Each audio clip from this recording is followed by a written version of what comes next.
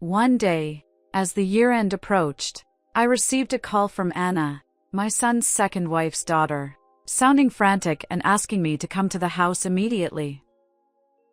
I drove over to my son's house, which I hadn't visited in a while.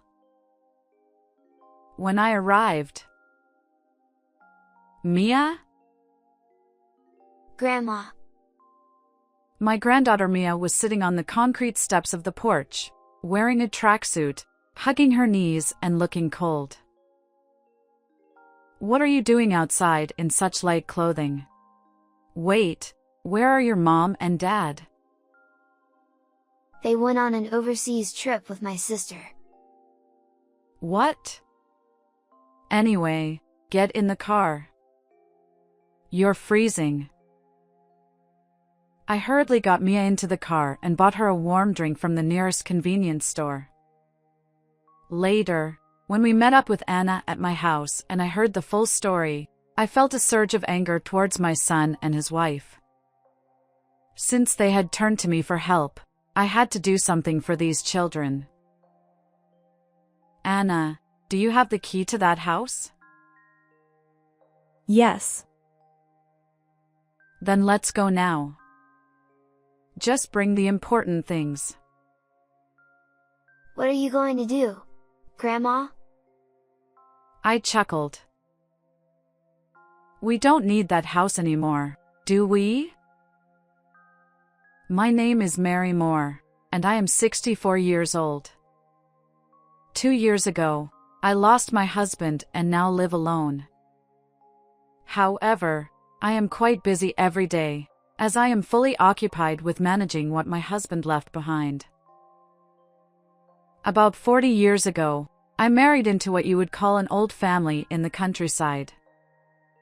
At that time, I never imagined that I would eventually be the one managing this large house. My family home was within commuting distance to the city center by train. Yes, my husband and I were college classmates. We got married right after graduation, and I moved to an unfamiliar rural area, relying solely on my husband. My husband, who had been just an ordinary student like me, suddenly became the heir and the son of a local notable. I was taken aback by how he was treated. My mother-in-law taught me a lot about how to support such a husband. What my mother-in-law said made sense in this region, so although I was fed up, I could understand. Thanks to that, even now, when no one else is around, I am treated with a certain level of respect as the one managing this house and land. When I got married, it was a time when ordinary people were increasingly aspiring to move to the city center. So back then, I was seen as someone eccentric for deliberately moving to the countryside. My mother-in-law probably trained me strictly to dispel such views as quickly as possible. And then, right after we got married, I had a child. A son, the heir.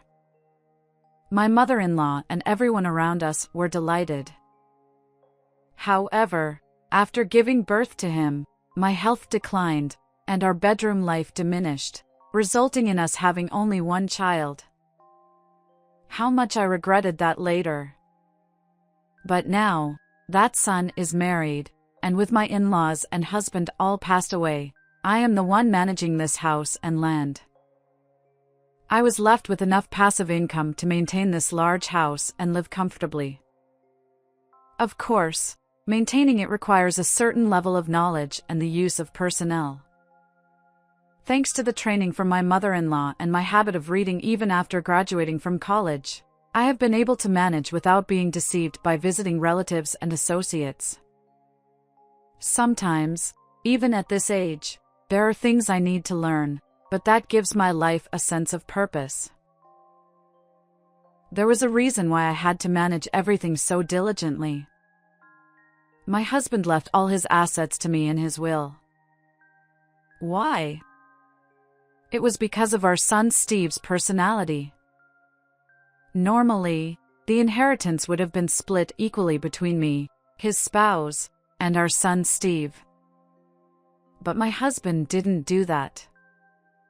He had been saying for several years before he passed away, "If we leave half to him now, this house will be ruined. I want you to see if Steve's character improves."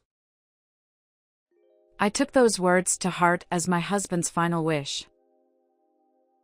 You see, at that time, Steve had remarried. His first wife, Olivia, whom he had been with for over 10 years, had passed away from illness. Just 6 months later, he married his mistress. My husband, who was already in poor health, was shocked by the reality of our son's actions, which seemed to have been going well until then. This further worsened my husband's condition. Steve grew up, got married, and up to that point, he was a perfectly fine heir. Still, I feel that we spoiled him because he was our only child. Not just me, but the whole family did. His grades were decent, so he went from a good local high school to the best university in the state. He could have aimed for a university in the city, but he said he wanted to stay local. After graduation, he got a job at a company through a connection and married a local girl. At that time, Steve said, "We want to live independently in our own house." So, we built a house on the land we owned for the young couple. Steve and his wife Olivia lived very happily together. However, after the birth of their daughter Mia, Olivia's health deteriorated. The doctor told her she couldn't have any more children. I remembered my own experience and did everything I could for Olivia. Her mother also visited frequently. We arranged for a babysitter and a housekeeper. During that time, Olivia's health eventually improved. However, about 10 years later, Olivia was diagnosed with cancer. Looking back, Olivia was an incredibly patient woman. She probably thought she had caused a lot of worry about her health when she first got married. Because of that, she tried to endure as much as possible this time. As a result, by the time the cancer was discovered, it was already too late. Olivia passed away, with Mia clinging to her. I was deeply saddened for many reasons. Most importantly, I thought of Olivia as a daughter. I also loved my granddaughter Mia, and it broke my heart that she lost her mother. But there was another significant reason that weighed heavily on me. While Olivia was receiving end-of-life care, Steve already had a mistress. Because of that, he rarely visited Olivia. Steve remarried less than 6 months after Olivia passed away. His new wife, Sophia, was a woman from a nightclub Steve used to frequent. To my surprise, they had already been together for over 5 years by then. In the diary Olivia left for me, she had written about the days when Steve stopped coming home. Perhaps she intended to use it as evidence for a divorce someday. Now that she's gone, I will never know.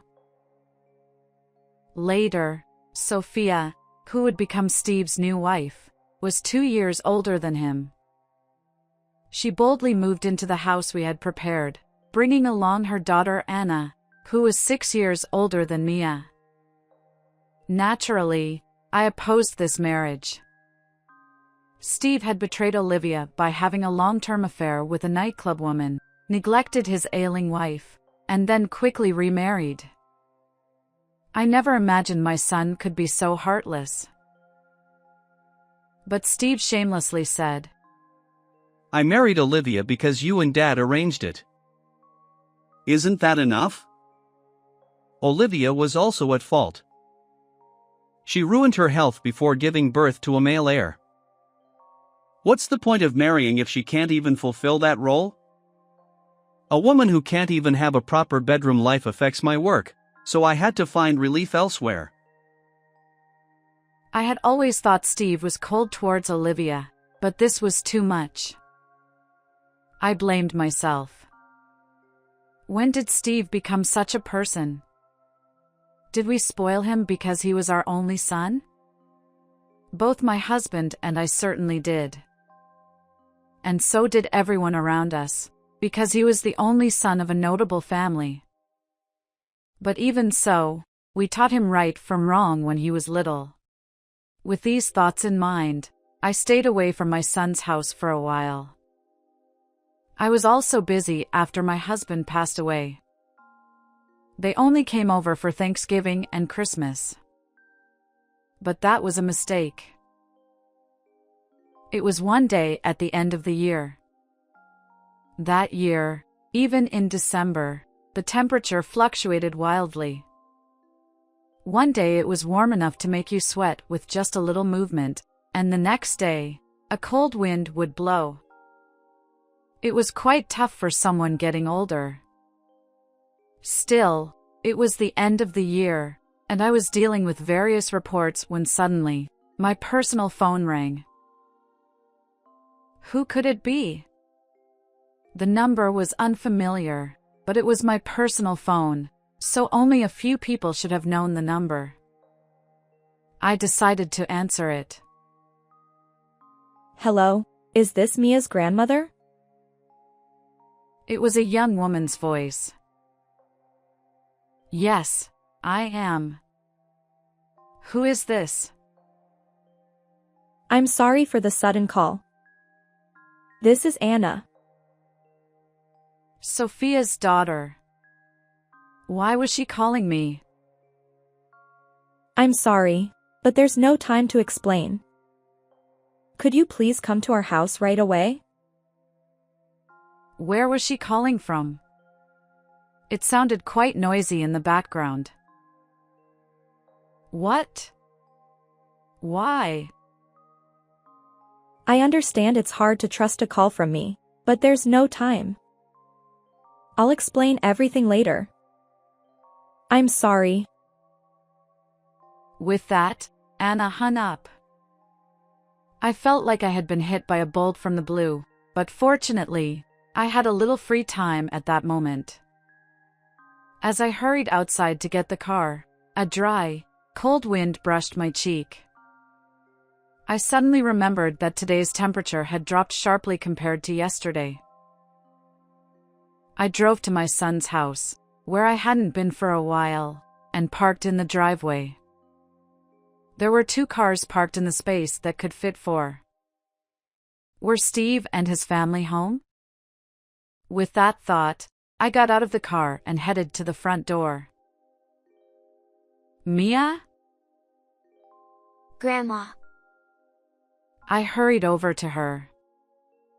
Mia was sitting on the concrete steps of the entrance, wearing a tracksuit and hugging her knees, looking cold. What are you doing outside in such light clothing? Where are your dad and mom? They went on a trip abroad with my sister. What? I felt something was off with her words. Anyway, come to the car. You're freezing. I quickly got Mia into the car and bought her a warm drink from a nearby convenience store. She must have been really cold.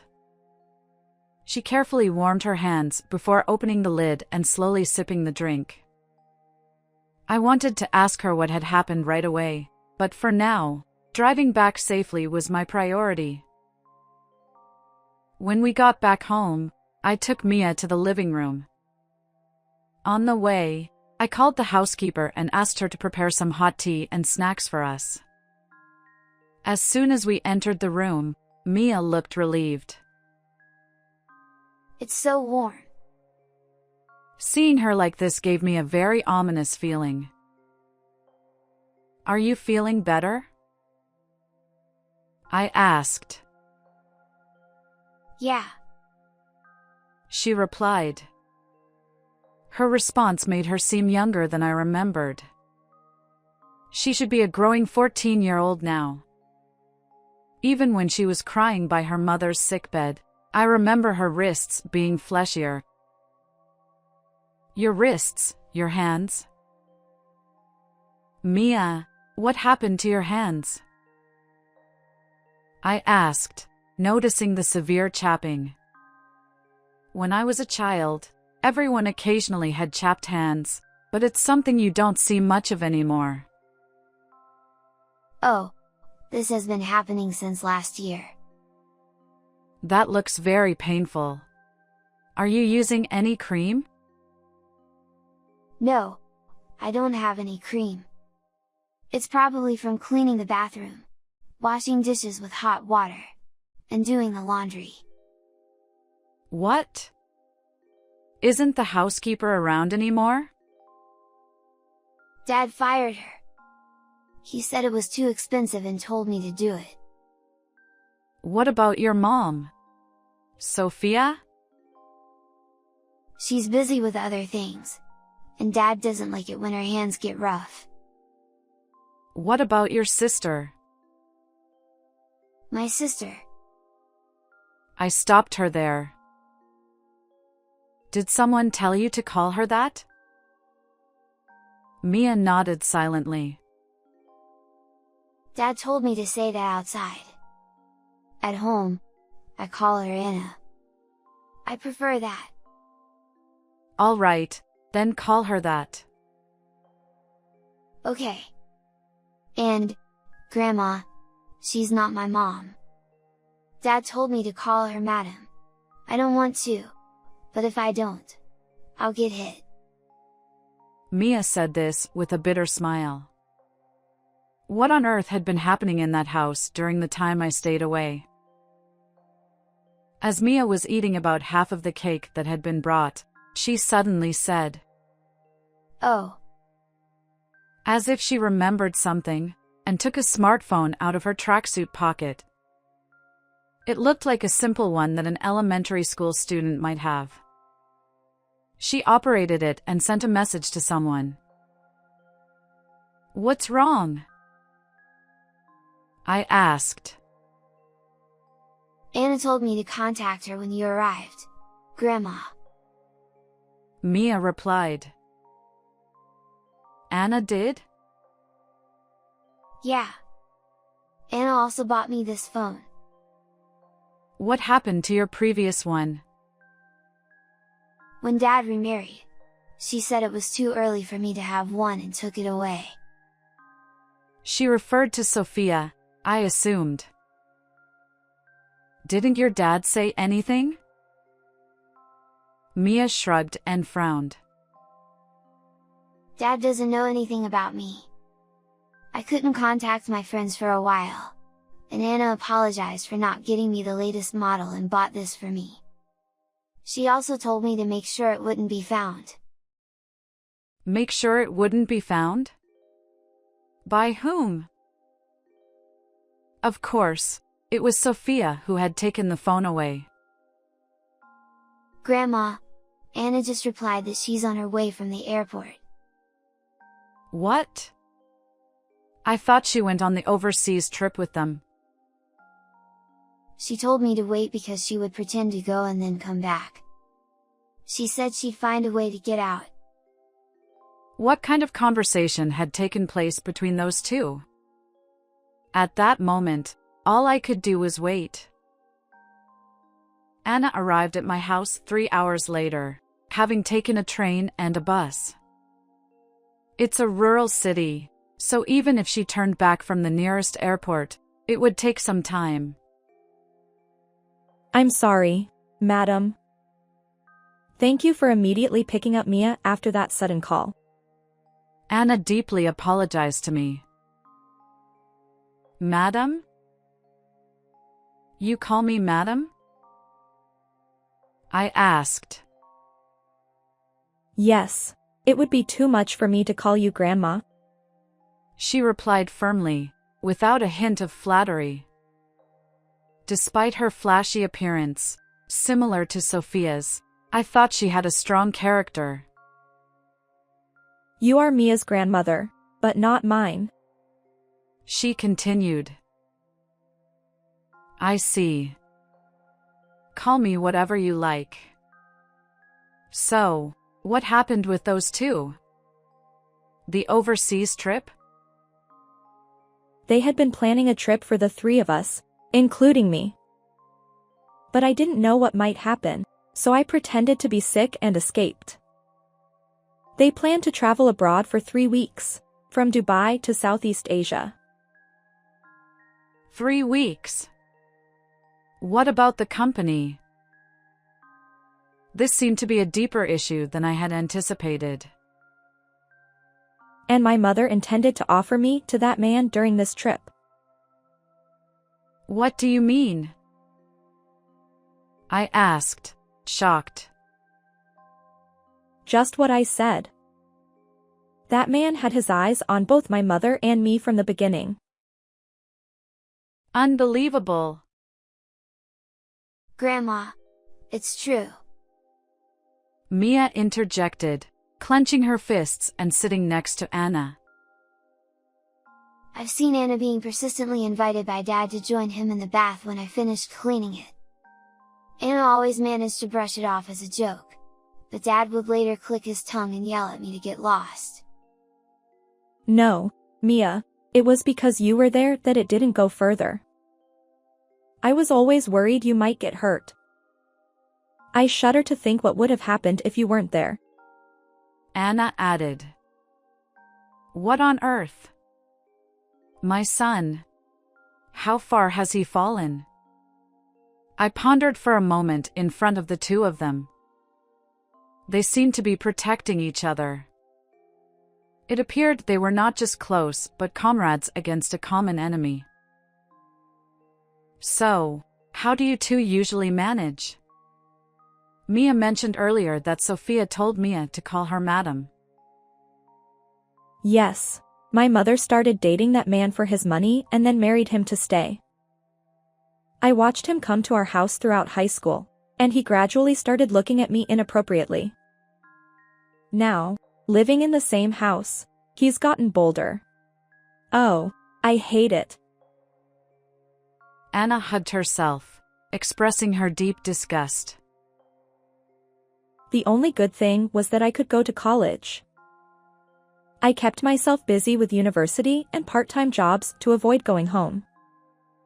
I thought about leaving, but Anna stayed because of me. Mia interjected. Even today, they left me outside alone without giving me the key. They told me to go wherever I wanted but didn't give me any money. And in that tracksuit. The wind made it feel even colder.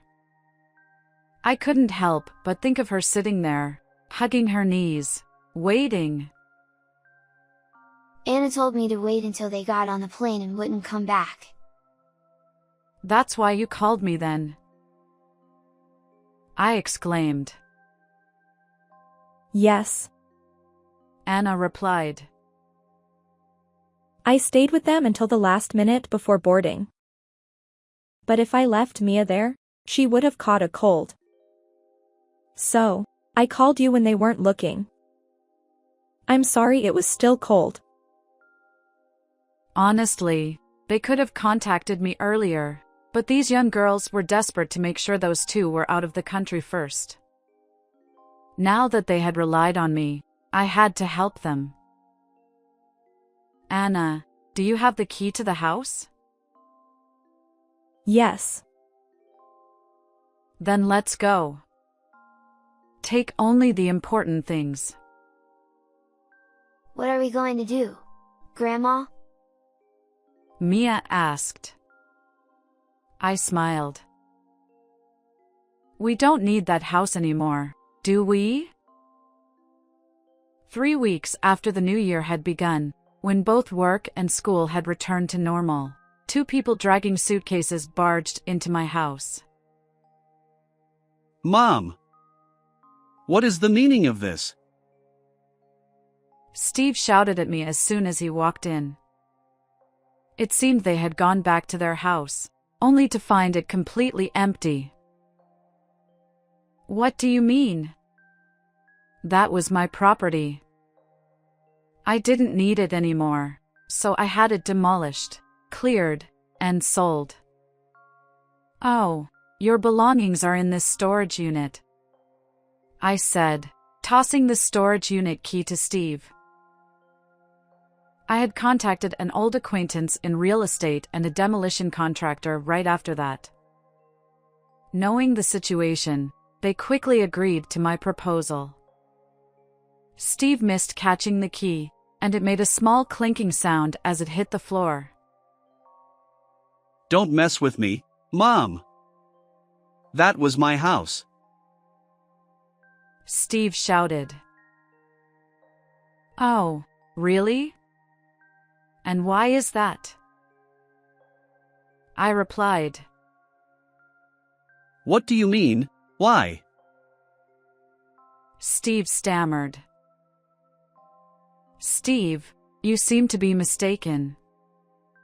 We built that house for you, but it was registered under our names. Now it's mine. I can do whatever I want with it. Is there a problem? What about the girls? What happened to them? Sophia interjected. The girls? Sophia, you have the nerve to ask that?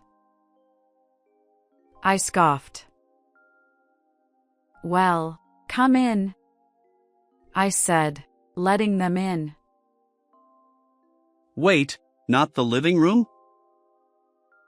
Steve asked. I silently led them to the back room.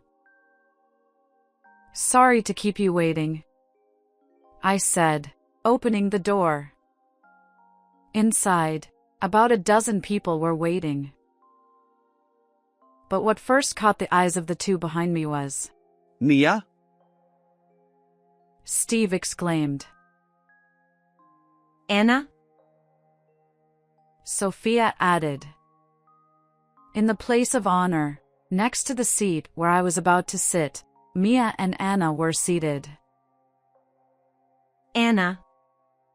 Why have you been ignoring my calls? Sophia shouted. Mia, you told Mom, didn't you? When did you get so cunning?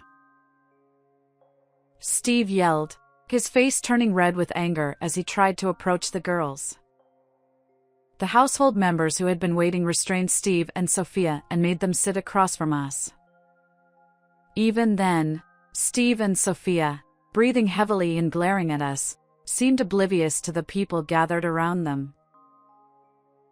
Now, it looks like everyone is here, I said, looking around the room.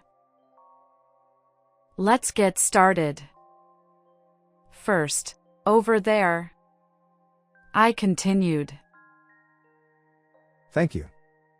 Well, Steve, welcome back from your long vacation. But there won't be any more of those, said the executive.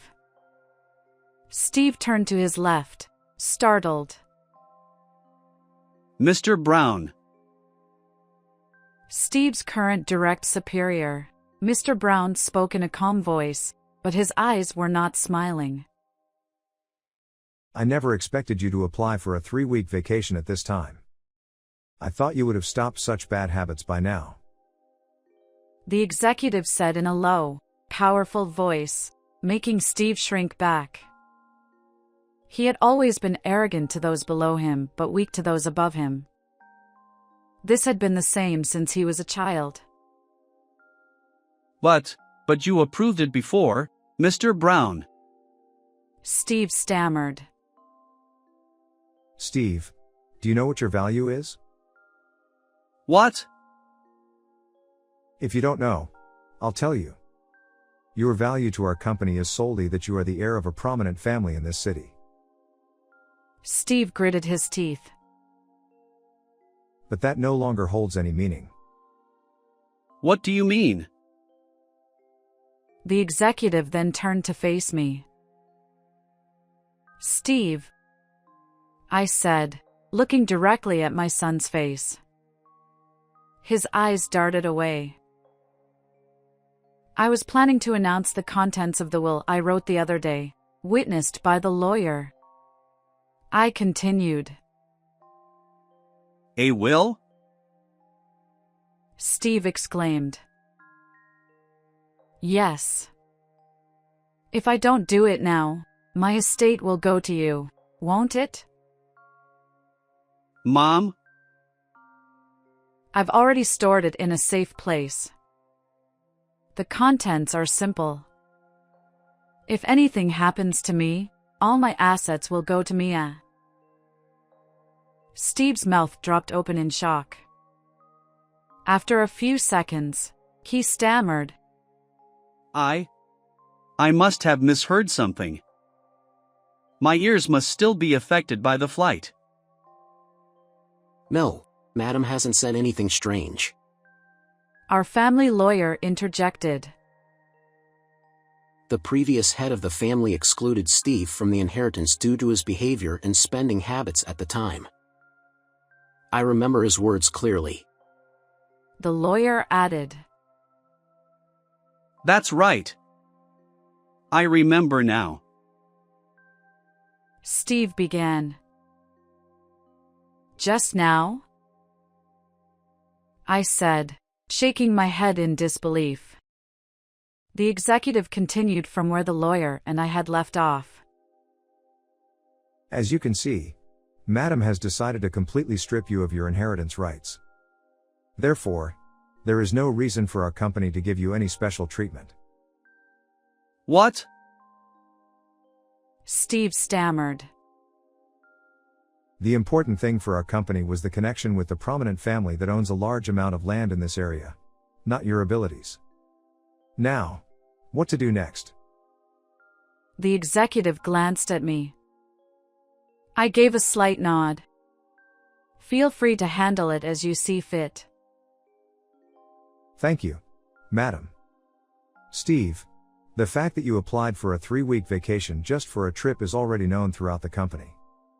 The upper management is planning to demote and reassign you. Be grateful that's all that's happening. Steve collapsed on the spot, seemingly drained of all his strength. That's ridiculous.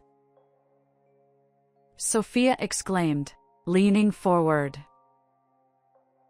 Madam, if Mia is the heir, then what about Anna? Isn't she also an heir? Sophia continued. Anna? Why would you think that? Isn't she registered as Steve's child? Isn't that why she's sitting next to you? Sophia pressed. Stop making a scene, Mom. Anna interjected sharply. A scene? Sophia retorted. I'm not related to this family by blood. Why would a complete stranger have any rights? Are you stupid? Anna shot back. What did you say to your parent? And why didn't you respond to my messages about joining the trip? Sophia demanded. That's right. We were looking forward to it. Steve added. Looking forward to it, huh? Anna pulled out her phone. Excuse me, everyone. Could you listen to this for a moment? Anna caused a stir among those present. Hey, Anna, how about joining me in the bath today? Steve's voice played. I'm sorry, but I have to go to work. Anna replied. What? You can't listen to your father? A dull thud followed, likely from him hitting the washing machine. Dad, stop. Anna doesn't want to. Mia's voice interjected. Shut up. Steve shouted, followed by a thud and Mia's cry. Are you okay, Mia? Anna asked. Anna, you have to go to work, right? Hurry. Mia urged. Thank you. Anna's footsteps echoed, followed by more noises as she opened the door. I realized then that what the girls had told me was just the tip of the iceberg. What is this? The executive asked. That's Steve's voice, isn't it? The lawyer added. Everyone in the room looked solemnly at Anna, Mia, and Steve in turn. Anna stopped the recording and spoke firmly. This is just a part of it. I always felt in danger. Mia helped me by cleaning the bathroom and toilet, and she always kept an eye on when he was coming back. How did you manage that? Steve demanded. Mia silently glared at Sophia and pulled out her phone. What? I took that phone away from you. Sophia exclaimed. Sophia, did you just say you took it away? I asked. Even elementary school kids need phones these days, and you took it from Mia, a middle schooler? It's part of her education. Steve interjected. That's right. She doesn't need the latest model. Sophia added. Then at least give her one with basic functions.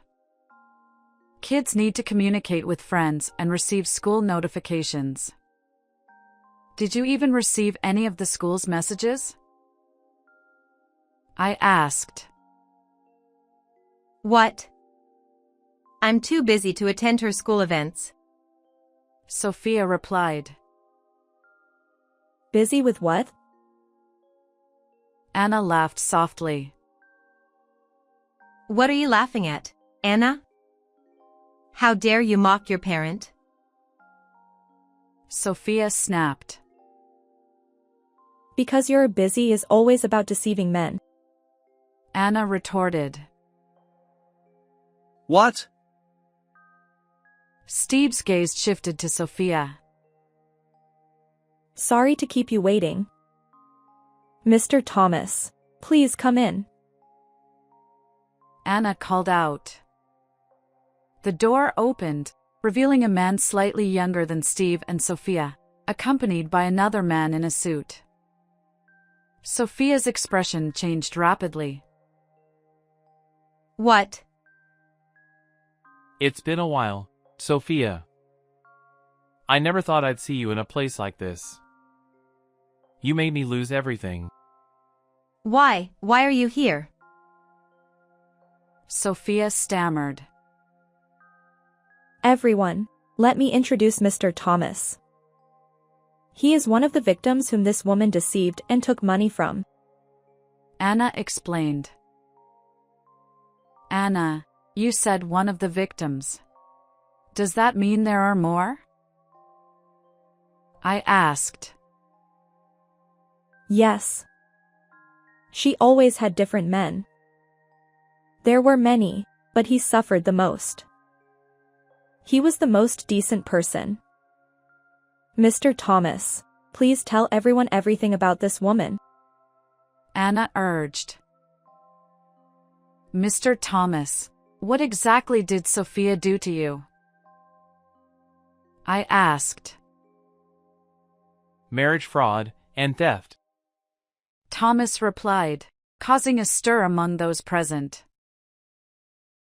What are you talking about? You gave me the money willingly. Sophia exclaimed. I was led to believe that you and your daughter wanted to open a store and needed my help. I decided to support you. Thomas glared at Sophia with hatred.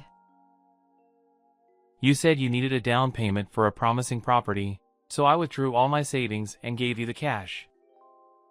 But the next day, you disappeared. Mr. Thomas continued. Do you have any proof? Sophia demanded. Anna silently operated her phone and played another recording. Hurry up. Let's go. Sophia's voice played. What's going on all of a sudden? Anna's voice responded. We got a lot of money from Thomas, so we're moving to another town. Sophia's voice said, followed by a loud bang as she hit the table. Why did you record that? Sophia asked. Because I was always prepared to drag you down to hell. Anna replied. How dare you speak to your mother like that? Sophia retorted. Mother? You stopped being a mother when you hit me and deprived me of food, accusing me of flirting with your boyfriends. And this trip? You planned to offer me to your husband, didn't you? Anna shot back. I gave birth to you. I can do whatever I want. Sophia shouted.